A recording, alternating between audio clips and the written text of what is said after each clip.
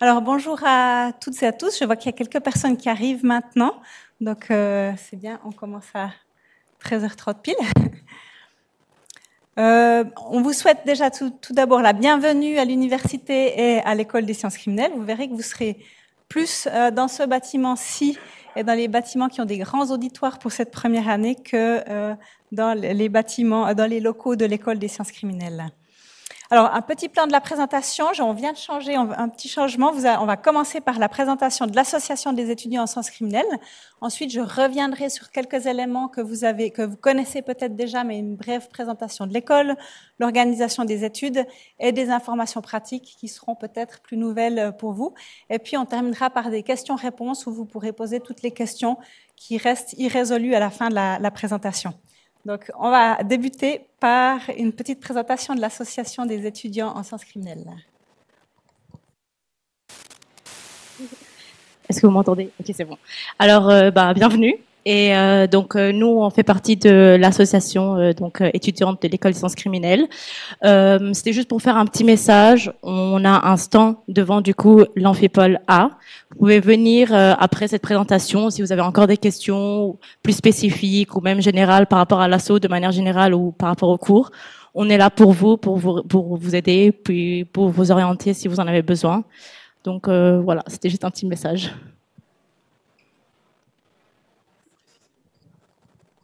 Donc c'est devant l'amphipole A.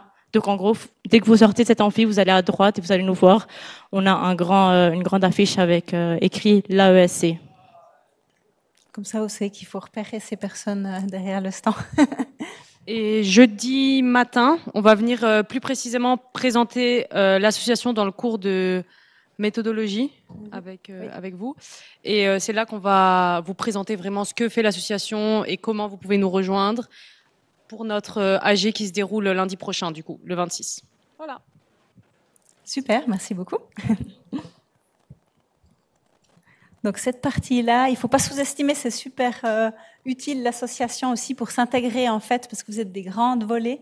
Donc l'association va vous donner tout un tas de trucs pour mieux s'intégrer à l'université et à l'école des sciences criminelles.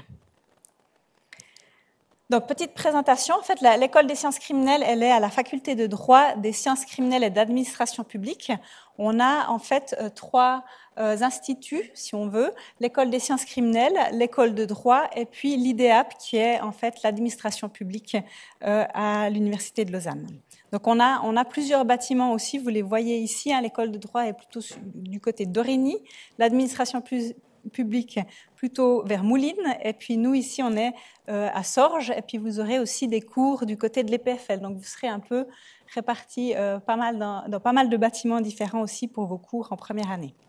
Un peu moins vers Moulines pour le début, mais peut-être pour d'autres choses. L'école des sciences criminelles, nous on a des locaux ici à l'amphipôle. On a quelques gros laboratoires qui seront plus utilisés dès la deuxième année, en fait, qui peuvent accueillir une centaine d'étudiants, un petit peu moins normalement. Et puis on a aussi des locaux au Batochim que vous verrez moins les premières années parce que les auditoires sont plus petits dans ce bâtiment, mais il y a quelques activités qui se passent aussi là-bas, et notamment si vous cherchez notre secrétariat, il est au 6e étage du bâtiment Batochim, et il y a des heures d'ouverture que je vous donnerai en fin de présentation. Et si vous avez un petit peu de peine, je vais y revenir, mais si vous avez de la peine à vous retrouver sur le campus, vous avez peut-être reçu déjà des informations, mais si vous tapez Planète Unile dans Google, vous allez trouver en fait une carte interactive. Vous pouvez mettre l'auditoire dans lequel vous devez vous rendre et ça vous donne la carte exacte et l'étage aussi auquel vous devez vous rendre. C'est assez pratique. Je l'utilise moi-même, même si je connais bien le campus. Donc, quelques chiffres pour que vous puissiez vous faire une idée, notamment pour vous, ce qui va vous intéresser, c'est la première année. On a environ 287 personnes inscrites. C'est normalement un tout petit peu moins, à quelques chiffres près, que l'année passée, mais ça fait une grande volée. La plupart des cours seront dans des auditoires qui sont au moins aussi grands que celui dans lequel vous êtes assis maintenant. En deuxième année, là, on a deux volets. Donc, on a des volets qui vont être de 80 à 90 étudiants, parfois un peu moins, parfois un peu plus. Et puis ensuite, en master, on a la suite des études. Les volets se reportent. Sur les années de master, c'est 2 ans pour le master. Et puis, on peut faire encore continuer, si on aime bien rester à l'université, avec un doctorat. Ça, c'est plus des positions sur lesquelles on va postuler et qui peuvent être attribuées. Vous allez être notamment encadré déjà dans la première année, mais ça sera peut-être plus des assistants étudiants, mais dès la deuxième année, vous allez être encadré justement par des assistants doctorants. C'est souvent des personnes qui ont fait les études ici ou ailleurs et qui vont faire de la recherche et enseigner. On a 18 professeurs à l'école des sciences criminelles, un certain nombre de chargés de cours aussi que vous allez avoir, notamment aussi en première année, mais dans les années qui suivent. Et puis justement, des assistants diplômés, ici 45, qui seront là pour encadrer un certain nombre de travaux pratiques. Il faut savoir qu'on a aussi la première année, pas mal de professeurs de l'EPFL ou de droit auxquels vous aurez affaire dans les enseignements. Donc, on voit l'évolution, on a une évolution constante du nombre d'étudiants à l'école des sciences criminelles. Ça augmente cette année, justement, là, vous voyez, il n'y a pas 2023, on est à peu près au même niveau, donc on a pour l'instant un petit tassement, mais on a eu une forte augmentation juste après le Covid, donc potentiellement, ça va continuer d'augmenter, ou alors ça stabilise, on serait assez content, nous, que ça se stabilise. Donc, les activités de l'école, vous allez être principalement confrontés à l'enseignement, mais il faut savoir que l'enseignement, ici, il est alimenté énormément par d'autres choses, comme la recherche, en fait. La plupart des gens qui vous enseignent font aussi de la recherche en sciences criminelles ou dans d'autres domaines. On a également des expertises et des mandats. Donc, on va travailler en collaboration, notamment avec les polices, mais avec différents partenaires externes, ce qui nous permet souvent d'avoir des exemples de cas réels, et vous verrez qu'on va vous demander très rapidement, vous allez d'ailleurs signer aussi, donner votre casier judiciaire et signer une clause de confidentialité, mais on va utiliser une partie de ces informations dans les enseignements et on va vous demander de respecter la confidentialité de ces informations. On a 2-3 types de mandats qui sont plus courants, comme les stupéfiants, les documents et les incendies, où là on a un certain nombre de mandats qui entrent, et le numérique maintenant aussi, tout ce qui est traces numériques, où on a plus de mandats, et puis le reste, ça reste plus ponctuel. Finalement, la formation continue, là, c'est une fois que vous avez terminé les études, on continue en fait de donner des cours pour se tenir au courant. Par exemple, les gens qui ont terminé, comme nous d'ailleurs, on a terminé moi ça fait plus d'une vingtaine d'années, eh bien, on n'avait pas de cours sur les traces numériques. Donc, par exemple, on va avoir des formations continues pour se mettre à jour avec les nouveaux développements. L'approche, elle est transdisciplinaire, elle est centrée sur la trace et l'étude du crime. Et là, c'est peut-être quelque chose dont vous êtes déjà au courant, mais si vous ne l'êtes pas, on a à l'école des sciences criminelles la science forensique et la criminologie. Et puis, la science forensique va être plus focalisée sur l'étude de la trace. Ça, c'est ce que vous allez faire en bachelor. Et puis ensuite, en master, on a le choix ici de continuer à travailler plus sur la trace ou de se déplacer puis d'aller plus sur le crime et ses auteurs en choisissant par exemple un master en criminologie. Vous allez avoir des cours de criminologie, donc vous allez déjà un peu toucher à ces approches-là. On a vraiment une vision interdisciplinaire. Et puis au milieu, les sciences formelles, on a tout ce qui est aussi maintenant beaucoup avec le numérique, le traitement de données aussi, la prise de décision. Donc vous allez vraiment avoir une approche interdisciplinaire. C'est peut-être pour ça que vous avez d'ailleurs choisi le programme ici. Donc, Rudolf Archibald Reis est le fondateur de l'école des sciences criminelles, qui s'appelait à l'époque l'Institut de police scientifique. Donc, il a plus de 100 ans, c'était en 1909. Et puis, c'était un Allemand, en fait, qui était chimiste. Et puis, passionné de photographie. Donc, il était responsable, je crois, des archives photographiques à l'Université de Lausanne. On a tout un tas d'archives aussi que vous pouvez lire ou des livres qui parlent de cette histoire. Et puis ensuite, il s'est intéressé à la photographie judiciaire, donc avec la police notamment. Et puis, il a commencé à faire aussi, à suivre les enquêteurs sur des enquêtes et à développer la police scientifique à l'Université de Lausanne. Il a aussi fait de la criminologie, ou en tout cas quelque chose qui s'en rapproche. Et puis, finalement, il a terminé en étudiant les crimes de guerre, notamment en Serbie, avant de mourir d'ailleurs en Serbie, mais pas de la guerre, mais son cœur a lâché, si je me souviens bien. Donc ici, c'est l'organisation des études. Ce qui vous concerne plus particulièrement pour l'instant, ça sera la première année, donc on va se focaliser là-dessus. Mais ensuite, il y a le deuxième cycle avec la deuxième et la troisième année. Et puis, pas mal de potentiel pour des masters différents ici. La suite, on va dire logique, que suivent la plupart des étudiants, c'est un master en sciences forensiques ou en tracologie, donc qui est à la croisée de la science forensique et de la criminologie, mais vous avez aussi accès à d'autres masters de l'Université de Lausanne, notamment la criminologie ou d'autres masters qui sont plus en lien avec le droit, mais les technologies modernes qui seront ouverts avec un diplôme de bachelor en sciences forensiques. Donc ici, vous, ce qui va vous intéresser plus particulièrement, on voit, non, on ne voit pas ma souris, je vais la mettre ici, j'ai oublié mon pointeur. Donc ici, c'est ce programme, ici, c'est les cours qui seront plus donnés par des professeurs de l'EPFL, on a aussi pour l'informatique des professeurs de HEC, mais qui nous donnent des cours de service, qui ne sont pas forcément affiliés à l'école des sciences criminelles, avec 46 crédits, et puis un petit bloc de sciences criminelles avec 2 cours en sciences forensiques, un cours de droit et un cours en criminologie. Donc là, c'est 60 crédits pour cette année. Et puis ensuite, on a les deux années suivantes dont on parlera par la suite, très brièvement. Donc, ce qui va vous intéresser forcément, c'est les conditions de réussite de ces branches. Donc, pour le premier module, il faut réussir 37 crédits sur 46, et puis avoir une moyenne pondérée d'au moins 4. Et je crois que l'arrondissement, c'est 3, il faut avoir combien? Donc, au 10e, donc à 3, 9, 3,95, ça fait 4. Donc voilà, pour ces informations, c'est des informations qu'on nous demande souvent par la suite, donc on vous les donne directement. Le deuxième module, c'est uniquement la moyenne parce qu'il y a moins de cours, donc on n'a pas fait une limite de crédit. Mais ce qui fait, vous voyez avec les 37 crédits, certaines branches importantes comme les mathématiques où il y a 2 gros cours à 6 crédits, vous ne pouvez normalement pas louper 2 cours de mathématiques. Donc, ça veut dire qu'il faut quand même avoir une bonne connaissance sur toutes les branches de base. Et puis, si possible, étudier dès le début. Pour certains cours comme les mathématiques, la physique, vous aurez des exercices. Participez activement à ces exercices. Faites-les en avance. Participez aux séances. Il ne faut pas attendre la dernière minute pour travailler ces branches-là. Donc, si les 2 modules sont validés, vous passez en seconde partie de bachelor, 2e et 3e année. Et puis, si vous ratez un des 2 modules, voire les 2, vous devez repasser une partie des branches. Si vous allez vous réinscrire, en fait, vous avez 2 choix. Soit vous vous réinscrivez pour la session d'août. Donc, il y a des examens en janvier et en juin. Et donc, vous pouvez faire un rattrapage en août. Si vous vous inscrivez pour le rattrapage en août, vous devez refaire tous les examens ratés.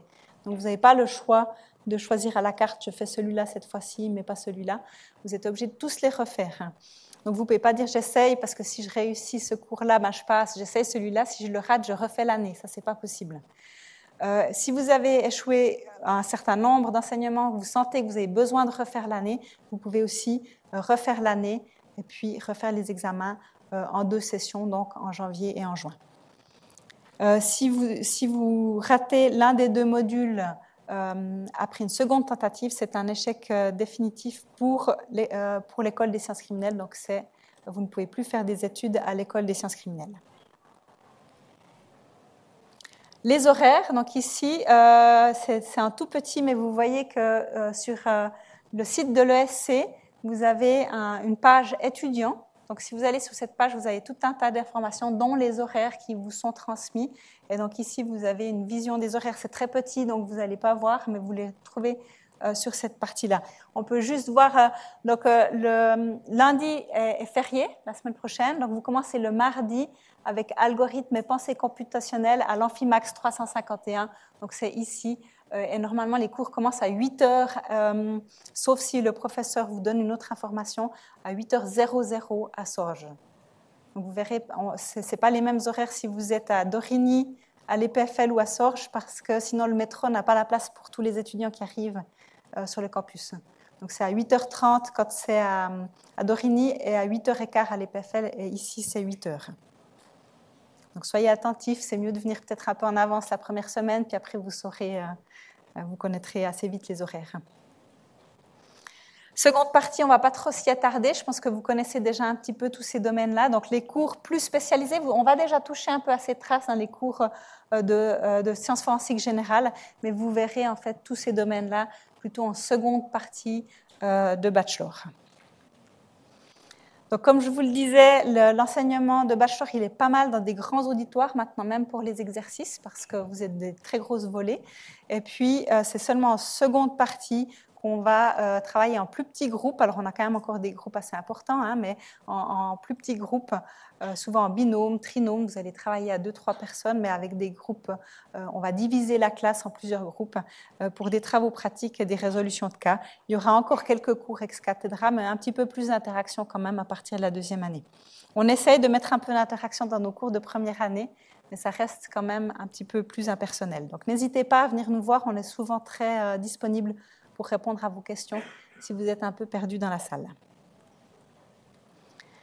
Démarche administrative. Donc ici, il y a quelques informations administratives importantes pour vous. Donc, de nouveau, le même site, le site de l'École des sciences criminelles. Donc ça, vous le retrouvez assez facilement. Ensuite, sous étudiants, vous avez des informations pour la rentrée avec tout un tas de documents aussi sur ce site et d'informations si ça va un peu vite aujourd'hui. Donc, pour suivre et accéder aux différents espaces d'enseignement, il faudra que vous activiez votre compte UNIL. Ça va vous permettre d'avoir une adresse email et beaucoup d'informations sont transmises par email. Donc, il faut vraiment regarder vos mails assez régulièrement, surtout au début et puis peu avant les examens. Et puis, vous allez vous inscrire à la plateforme Moodle. Donc ça, on va encore vous donner quand même les informations dans les cours parce qu'on va vous transmettre tous les supports de cours via Moodle. Et parfois, s'il y a des petites vidéos ou des exercices à faire, on fait énormément à travers cette plateforme. Et puis, n'oubliez pas votre campus card aussi, hein, qui va vous permettre de faire pas mal de choses sur le campus. Je pense que vous l'avez déjà reçu, celle-là, par contre. Donc, vous êtes obligé de vous présenter aux examens à la fin de la première année. Vous ne pouvez pas dire à la fin de la première année, je ne suis pas prêt, donc j'attends, je fais une année de plus. Vous êtes obligé de vous inscrire. Normalement, c'est à vous de le faire.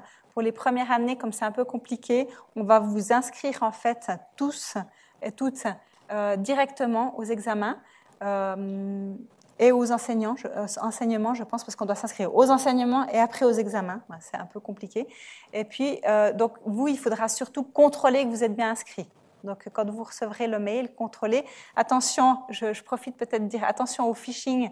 Donc, on reçoit sur nos adresses. Normalement, on essaie de stopper ces courriers au niveau du centre informatique, mais il y a quelques courriers qui passent qui vous diront que vous n'êtes pas inscrit. Cliquez vite sur ce lien et puis ils vont vous demander des informations pour piquer vos mots de passe et tout. Donc, soyez un peu prudents. Regardez que ça soit bien une adresse officielle UNIL. Allez peut-être plutôt sur la page, directement en cliquant sur la page qu'en cliquant le lien dans l'email. Mais ici, contrôlez bien que vous êtes bien inscrit et s'il y a un problème, vous pouvez ensuite passer au secrétariat. Normalement, ça fonctionne assez bien. Dès la deuxième année, ça sera à vous de faire ces démarches seuls.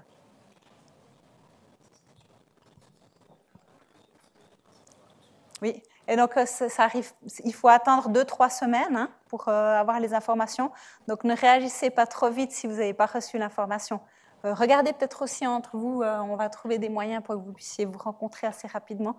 Si tout le monde a reçu le mail sauf vous, vous pouvez vous inquiéter, mais normalement, ils seront envoyés relativement proches les uns des autres.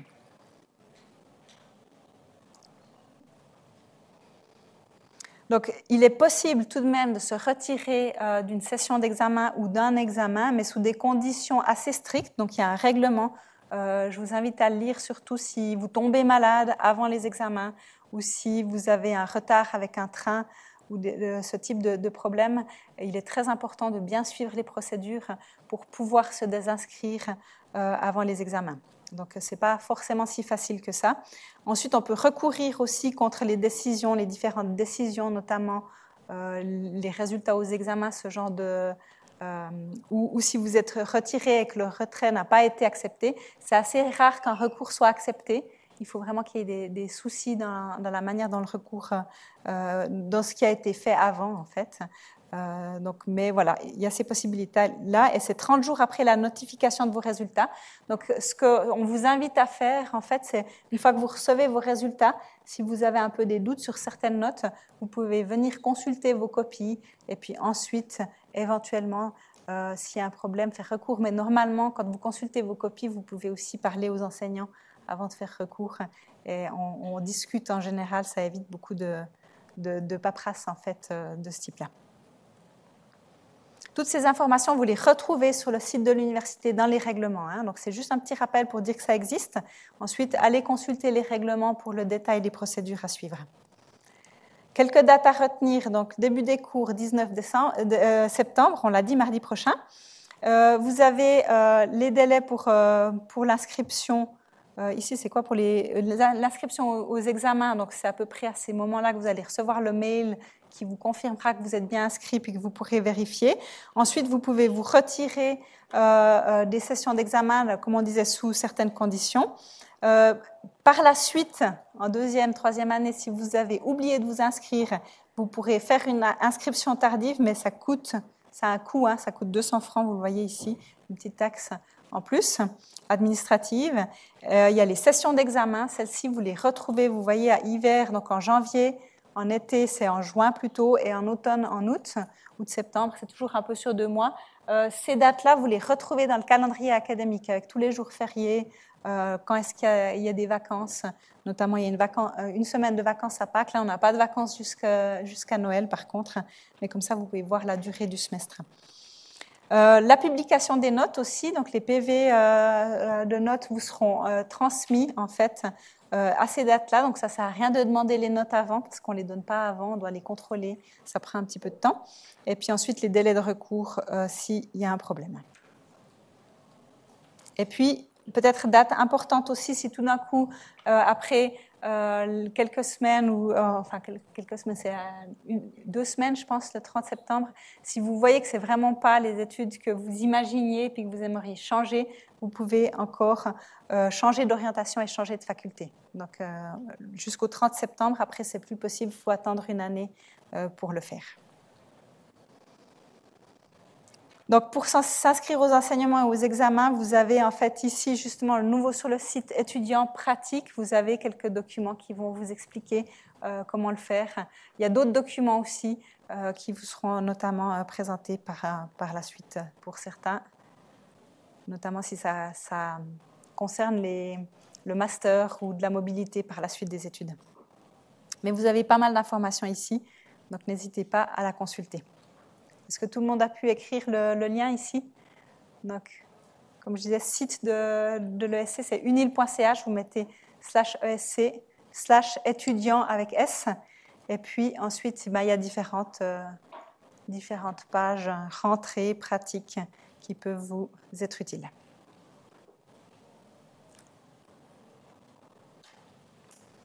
Les plateformes, ici, vous aurez pas mal à faire à la plateforme moodle-unil.ch. Donc là, vous pouvez déjà vous connecter avant le début des cours.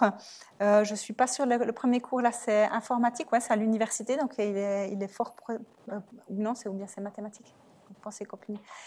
Les cours de l'université sont en général sur cette plateforme, donc ça peut valoir la peine de déjà se connecter une fois, comme ça, vous allez trouver plus rapidement ensuite l'accès, en fait, on va vous donner des clés d'inscription, puis vous aurez un espace par cours qui utilise cette plateforme. Pour MyUnil, vous avez certains supports de cours encore, mais il y en a de moins en moins normalement ici quand même, je pense. Les dates d'examen, les dossiers académiques, et puis les factures des taxes semestrielles qui passent par MyUnil.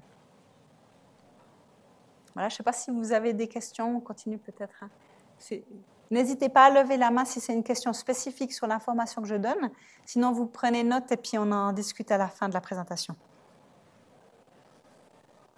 Donc, comment s'informer? On l'a déjà dit, le site de l'École des sciences criminelles vous sera très utile, notamment sous la partie étudiant. Mais on a aussi des règlements de plan d'études, ça c'est sous l'enseignement. Donc, vous allez aussi trouver là tout ce qui est cours, descriptif des cours, règlement des cursus. Les horaires, les auditoires, etc. se retrouvent ici. Et puis un petit rappel justement des dates importantes. Et vous retrouvez aussi des actualités Ça peut vous intéresser, des conférences et des actualités de l'école. Ensuite, on a l'intranet administratif. Ça, c'est important en première année, pas tellement. Hein, non, je peux passer, je crois. Portail MyUnil, on vient d'en parler, donc je ne vais pas y revenir. Donc voilà, ça, c'est les parties importantes. L'intranet administratif, ça sera par la suite de vos études. Donc on reviendra là-dessus, si jamais. Et puis, si jamais, comment nous contacter? Alors, la première chose, c'est de ne pas utiliser l'email si vous pouvez faire autrement. Donc, je dirais, quand vous avez une question, consultez les pages web, les règlements. En général, la réponse s'y trouve. Si vous ne la trouvez pas, vous pouvez passer au secrétariat. On a des heures d'ouverture. Vous voyez ici, c'est la deuxième partie. Ici, secrétariat des étudiants. Donc, du lundi au vendredi, de 10h à 11h30 et de 13h30 à 15h30. Donc, il y a toujours un moment dans la semaine où les horaires vous permettent de venir. Il y a aussi un téléphone. Il faut savoir que typiquement, au début, à la rentrée ou à certaines périodes, ça sonne beaucoup occupé parce qu'il y a beaucoup de gens qui téléphonent. Et puis, si vous écrivez un mail, malgré tout, sachez qu'il y aura un délai de réponse parce qu'on reçoit énormément de demandes par email et on a de la peine à les traiter tous dans un temps respectable. C'est pour ça que je vous suggère plutôt de faire différemment. On aura aujourd'hui la possibilité de répondre à des questions. Giulia Sinaglia et Romain Voisard sont ici, donc ils pourront aussi m'aider à répondre aux questions à la fin de la présentation. Et puis, moi, je vous donnerai le cours le jeudi matin à 10h15. Donc, je suis responsable du programme de bachelor. Donc, je ne connais pas toujours toutes les petites subtilités administratives, mais par contre, je peux vous donner déjà 2-3 informations si besoin. Donc là, il n'y a pas de souci, surtout qu'il y a moins de questions en début de semestre sur la matière du cours. Donc, venez poser des questions aussi à ce moment-là et je vous dirai si c'est bien de passer au secrétariat ou si vous pouvez trouver la réponse ailleurs. Oups, j'ai passé trop vite. Donc, l'importance de bien commencer ici, jetez-vous à l'eau, alors embrassez les cours, venez sur le campus, profitez de cette expérience. Par contre, préparez-vous bien. C'est comme je disais, vous avez des heures de cours, des journées entières, et je pense que ce n'était pas le cas, hein, Julia, quand toi tu as fait les études. Il y avait 40 heures à l'horaire, donc on a changé le programme de bachelor pour qu'il y ait du temps libre pour étudier. Donc profitez en fait de ces heures libres, comme le vendredi par exemple, pour étudier vos cours au fur et à mesure. On dit souvent que pour 2 heures de cours, il faut minimum encore 2 heures de plus d'études par jour, voire plus, 2 à 4 heures pour étudier. Les enseignements vous diront pour les cours spécifiques. Mais donc, préparez-vous dès le départ. Pensez aussi justement à l'association des étudiants, là au stand, à profiter de vous rencontrer, de travailler en équipe et de travailler ensemble, en fait, hein, cette première année. On a quelques conseils, aussi une brochure qui décrit les études, dont ici, donc, ma première année en sciences forensiques, avec quelques témoignages d'étudiants qui vous donnent des petits trucs pour bien étudier.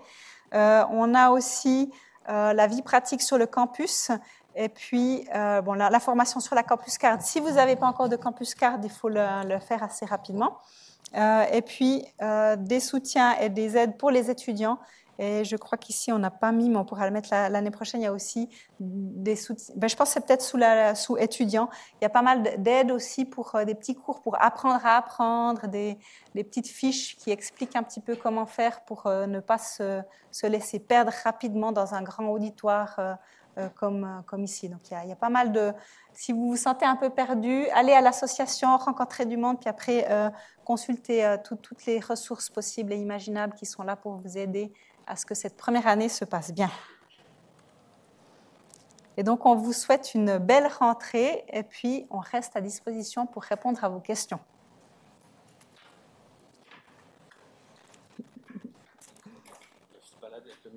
Oui, je pense que c'est bon. Merci. Est-ce que quelqu'un a des questions d'ordre général? Sinon, on se tient à disposition ici pour des questions plus individuelles. Mais si quelqu'un veut prendre la parole pour poser une question relativement générale, je peux vous amener le micro. Ça intéresse tout le monde, ce genre de questions. Donc ou presque. Hein, il va lui amener le micro. Moi, je voulais juste savoir comment on fait pour savoir dans quel groupe on est. rapport aux travaux pratiques. Ah, alors ça, c'est spécifique à chaque enseignement. Donc, les enseignements, normalement, vous êtes censé avoir les cours théoriques avant la pratique. Et dans le cours théorique, on va faire les groupes. Et puis, on vous dira dans quel groupe vous êtes. Où ça? Ici en haut. Je vois pas. Ici, en rose, là, tu vois, juste. Ah oui. Ouais. Parlez fort ou je vous amène le micro? Voilà. Oui, merci.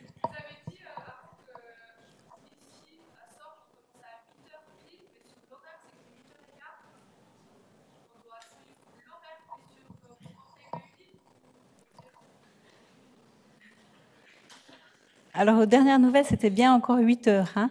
Après, il y a quelques enseignements qui font différemment, mais... Oui, je pense que les zones horaires dépendent de l'auditoire. Hein, et puis, je pense que par commodité administrative, on a simplifié à 8h15, mais je pense que il faudra venir à 8h. Oui. Ouais, c'est que la convention, on disait... Dans la zone amphipôle, c'est 8h. Dans la zone d'Origny, c'est 8h15. Ou Chambronne. Ici, c'est 8h, oui. Oui. Bah, venez, je pense que le premier cours, il a lieu ici, Max 351. Venez à 8h. Et puis, il y a des enseignants qui trichent un peu, hein, mais sinon, souvent, vous n'avez pas la place dans le métro, donc vous êtes de toute façon obligé de venir plus tôt si vous voulez arriver à l'heure. Donc, c'est pour ça. Vous voulez le...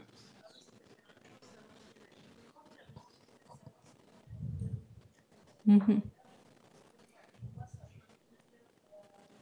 Oui. Donc normalement, c'est vraiment quand on est dans les bâtiments, c'est pas mal ici. Donc vous avez beaucoup de cours, je pense d'ailleurs à l'Amphimax. Ici, c'est 8h. Ensuite, si c'est un auditoire de l'EPFL, c'est 8h15 parce qu'ils ont gardé l'heure classique. Et puis en lettres, à côté lettres, droit, il y a peut-être 1 ou 2 cours, mais ça sera peut-être plus au 2e semestre. Je ne pense pas que vous aurez beaucoup de cours de l'autre côté. Là, ça serait 8h30. Voilà. Mais c'est que la première semaine où vous aurez des doutes, après vous saurez la...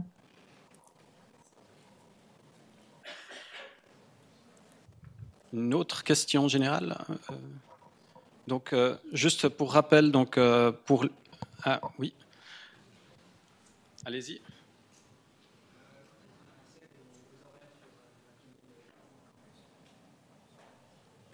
Alors, l'horaire sur l'UNIL Campus va venir en même temps que vos inscriptions automatiques aux enseignements.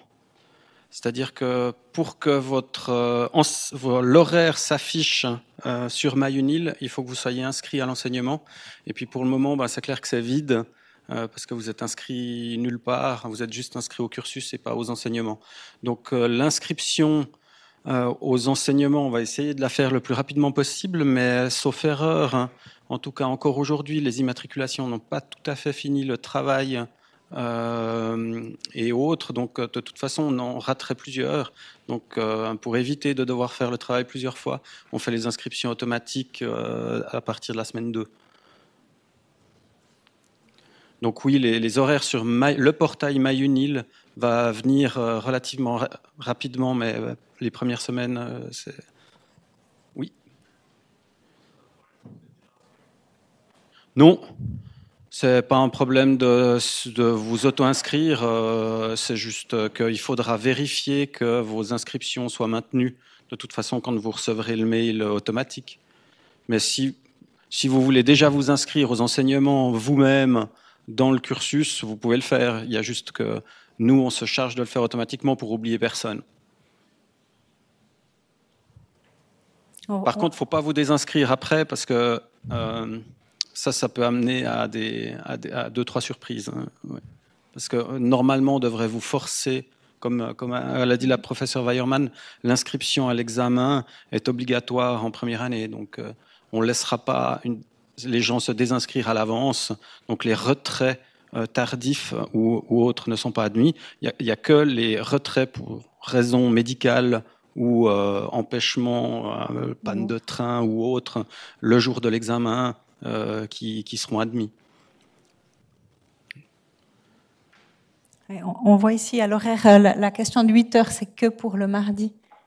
Donc c'est bon, venez mardi à 8h et puis je pense que le reste du temps, c'est les horaires normales qui sont bien notés. Mais vous faites bien de remonter, peut-être qu'on va corriger ça une fois qu'on aura vérifié que l'enseignant commence bien à 8h. On va peut-être le modifier sur l'horaire, mais c'est difficile pour nous de savoir à l'avance. C'est qu'on n'aime pas trop commencer à 8h, on est comme vous, on préfère 8h15. D'autres questions?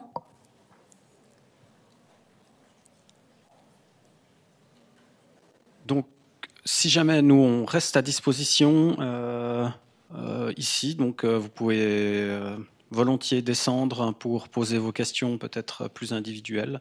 Sinon, merci de votre attention et puis bon début de semestre et bienvenue à l'École des sciences criminelles.